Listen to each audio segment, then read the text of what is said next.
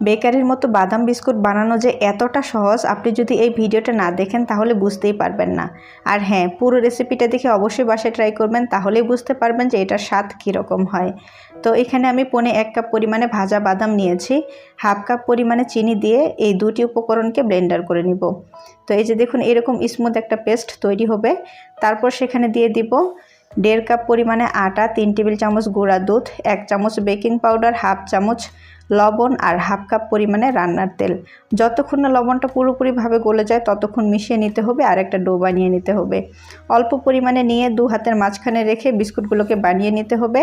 একটা বেকিং ট্রেতে বিস্কুটগুলোকে সাজিয়ে উপরে কিছু তিল আর ভাজা বাদাম ছড়িয়ে দিব। তারপর 170 থেকে 180 ডিগ্রি তাপমাত্রায় 20 থেকে 25 মিনিটের মতো বেক করে নিলেই কিন্তু তৈরি হয়ে যাবে হুবহু বেকারির মতো বাদাম বিস্কুট।